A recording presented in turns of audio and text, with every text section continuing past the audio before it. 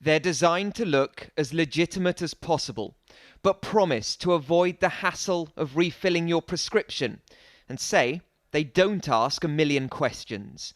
Site after site selling powerful prescription drugs without a prescription. This isn't the dark web. Anyone can access these sites, no questions asked. We uncovered dozens of fake pharmacies selling addictive pills meant to treat anxiety, insomnia, and chronic pain. Illegal to buy or sell without a doctor's prescription. This is how they arrive. There's no international postage marks, which means it's clearly been sent from within the UK. And inside, packs and packs of pills, but no instructions, nothing about how the medicine might interact with other drugs, and nothing about side effects. I was like feeling suicidal because I couldn't get what I needed, and I couldn't sleep, and I couldn't function, and I couldn't work, and I couldn't look after my children. Experts warn fake online pharmacies are fueling addiction. Lily, a working mum who wants to remain anonymous, was dependent on sleeping pills and turned to these websites after her doctor refused to up her prescription. The need for that drug was just so great, so I was so desperate for it that I just wiped any sense of risk out of my mind.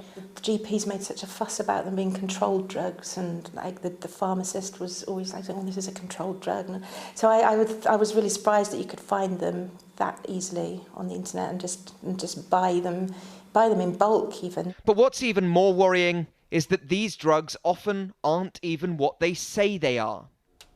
We sent samples to the Weddinos testing lab in Wales. The results, specially conducted for ITV News, show buying them is like a game of roulette. You can't guarantee what you will actually receive, and taking them could cause serious harm. 3 out of the 5 samples that you submitted to us actually contained different substances when they were profiled through our analysis. The substances that we found within those products are more potent than the substances that they replaced. So the concern is around, obviously, individuals knowing how much they're consuming at any one time. These were the results. One pill, which was as advertised, contained the powerful painkiller tapentadol. It is a Class A drug without a prescription. Another tablet, Zolpidem, a sleeping pill, was actually from a totally different family of drugs known as benzos. All of the other tablets were Class C drugs, but 2 contained a stronger active ingredient than labelled. Selling or buying them illegally could lead to years behind bars. But this is the extent to which companies are going to make themselves seem genuine. Some have phone numbers listed, so I rang one up. I saw on the website that you don't need a prescription. Do you guys provide an online consultation of any sort? No, sir, we don't provide any consultations. Okay, and the pills are coming from the UK or they're coming from different parts of the world? All of our products comes from UK, and it's also UK and FDA approved, sir. Okay, so it's the same I would get on the NHS? Absolutely right. Multiple websites even provide addresses. We went to one in South London, but no one had heard of them. Do you know if it's in this building?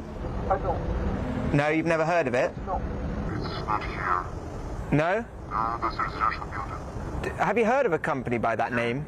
Nothing at all? No, nothing at all. On the website it's listed to this building. I was wondering if you'd seen any sort of anything like a pharmacy here or anybody working in that kind of area. Okay.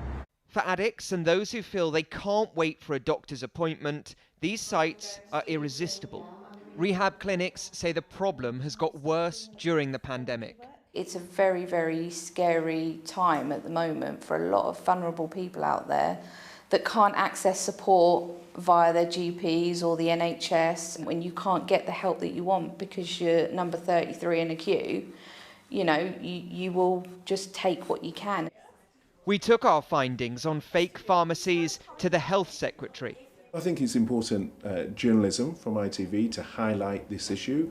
I've asked my officials to look closely at the data as to what the lessons are from that.